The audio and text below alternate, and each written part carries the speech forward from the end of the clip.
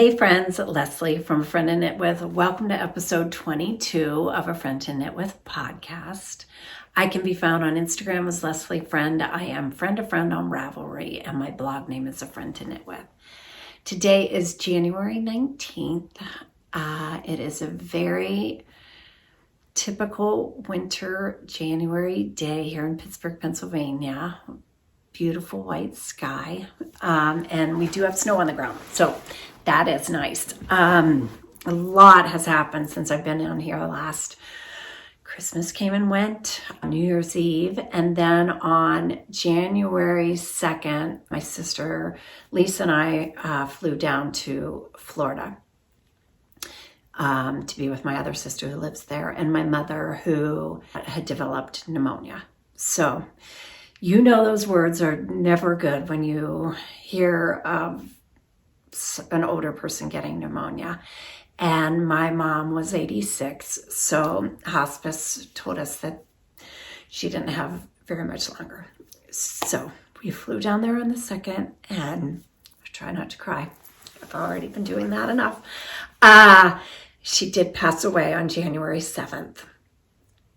And my mother couldn't have ordered the way she left any more perfectly. You know, the four of us were together, and it was just peaceful and quiet and lovely. So if you can say that, and I think we can. I do feel strongly that you can at times. I know a lot of you have already been through a loss of your mother, and some not, but so I know some can empathize and some can understand, and some could also think how horrible it is. So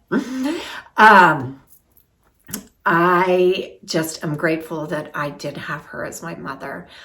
My mother was divorced when I was 3, so it was just the four of us for about 10 years until she was remarried. And we developed a very unique bond.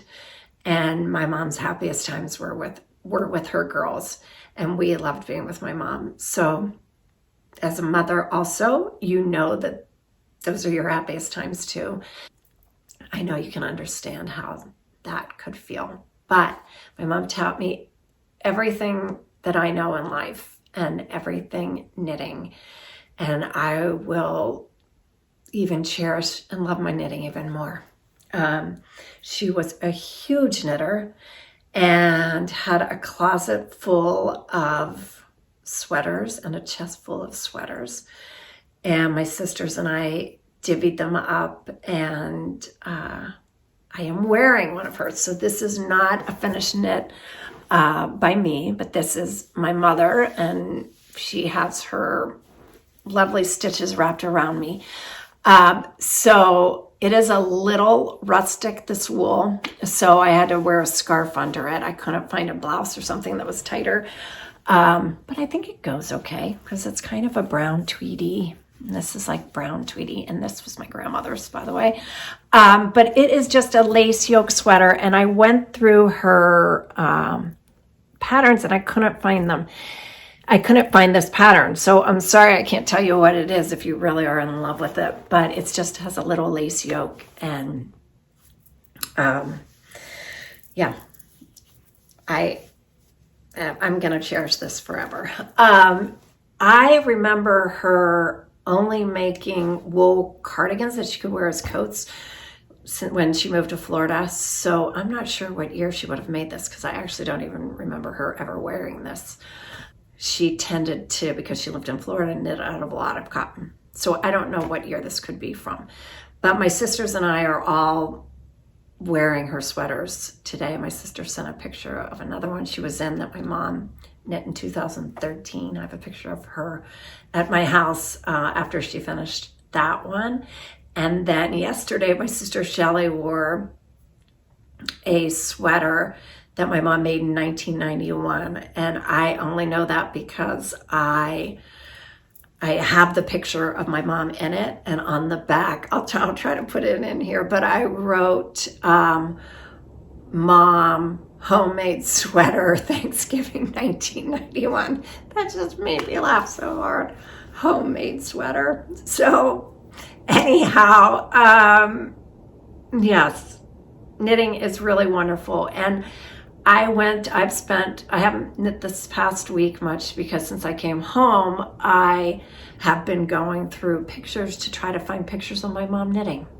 So this is a reminder, please take a picture of yourself knitting, like lots of them. I know if you're on Instagram, you already have those, but actually knitting, because I have pictures of my mom in all her sweaters because she loved wearing her sweaters, but not of her actually knitting. I found two. So have people take pictures because they'll want that after. It's a lovely thing to have. I did do some knitting while I was in Florida. I've talked about my Stephen West knit along. This was the Shawlography from this fall. And I wasn't going to do the stripes, but when I flew down there on the 2nd, I had already known that she had had pneumonia, and I started this on New Year's Eve. And I just didn't have the brain power to make the modification that a few people had made that I absolutely loved. So I decided if I eliminate my boldest colors, maybe it'll just soften the whole shawl up. And I cannot tell you guys, I love this shawl. I don't think it would be something that I would have chosen to make. I absolutely adore it, and I love the memories that I put into it. I love that Stephen, challenges you to things that you probably haven't done before.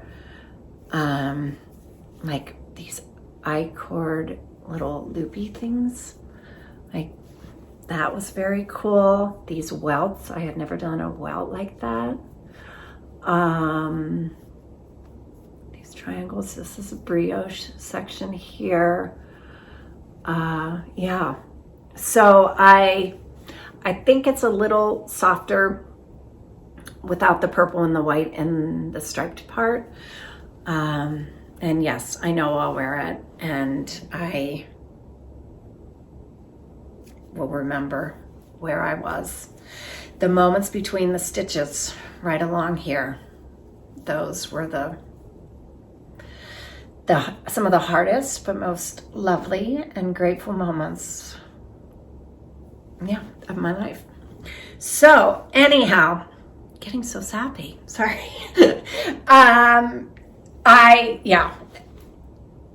There are a lot of really wonderful shawlographies over on Instagram, you guys. If under the hashtag Shawlography, I believe, if you want to see some of the other modifications. But here, let me put this on her so she's not so exposed.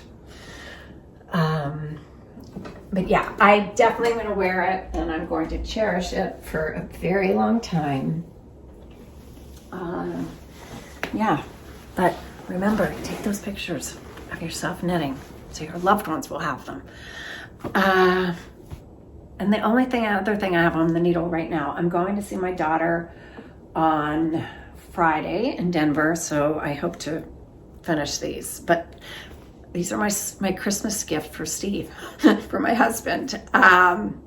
Shoot, I have it all tangled. But I finished this part down in Florida and wasn't sure when to start the toe. So that's why this is here. I put it on a couple of my mom's holders.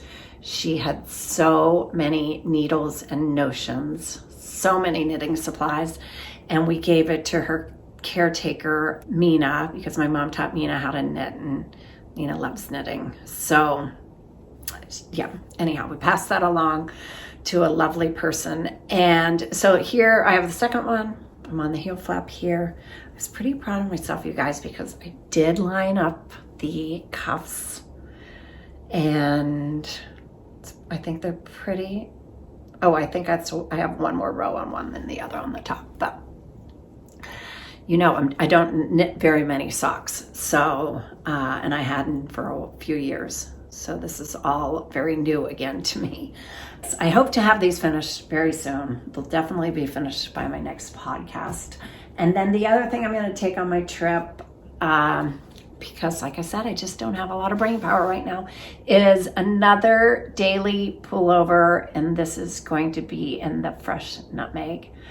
And if you haven't seen it, I did have the daily pullover on my last episode in Kettle Black, which is a fantastic color, getting tons of use already. I'll be taking it on my trip. It's a very easy wear, and it's light yet warm. I don't know, I just love the linen quill so much. And it's a pretty mindless knit. You only have to pay attention at the very beginning, getting the V-neck set with the raglans. You know, you just have to keep count of rows. And then after that, it's pretty smooth sailing. It will be pretty mindless. My mind can just flow. So, okay, so as you know, my mom loved to knit, and she never really had interest in designing sweaters, just knitting them. She did design one though. She made a baby sweater, and I have it over on Ravelry, and it is called the Barbie Lou. And I know my mother would love nothing more than to give you the Barbie Lou. So if you have any babies in the future, grandbabies in the future, friends' babies in the future, it is a darling little knit. It's just a worsted weight. I think it's on size 7 needles. There's 3 to 6 and 6 to 12 month sizes. It goes super fast. You can make it out of a washable wool that the mom can put in the machine. And yes, so if you enter code, let's just do I love knitting, because that's what Barbie Lou loved. If you just enter I love knitting over at the discount, in the promo code, yeah, at discount, then I'll have it up there maybe till February 1st. Is that enough time? Yeah, I think that's enough time. So, yeah. My mom would love if people were making the Barbie Lou. She was just so proud of my knitting blog. When I first started my knitting blog, she was like my only reader. Oh, I tried to get her on Ravelry, but she doesn't have a Ravelry account. But I've mentioned before, my mom did have dementia. I filmed her, and I think it is so darling. I'm going to put it at the end of the video. You might be able to see her personality, because she was just so kind and loving. She had this she just loved life, and she thought, if you want to do something, do it. She never told us to hold back from doing anything. You know, she encouraged us. She had the most amazing advice. She was always spot on, and a lot of people went to her for advice. I asked her, I think in the video, my question was, what advice would you give a new knitter? And really, I hope you get a little giggle out of it, and in memory of my mom. I wanted to share, now this color I know is very bright, and you don't have to get it in this color, and you get a package of 5 for like $25, I think. This was the greatest stocking stuffer I gave my kids for Christmas. And then I ended up ordering myself one, because I was like, what?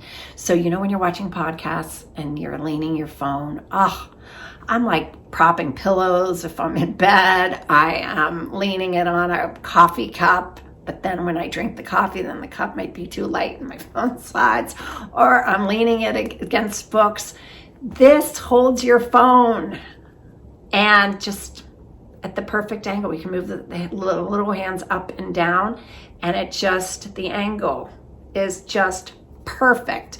And it can go long ways too.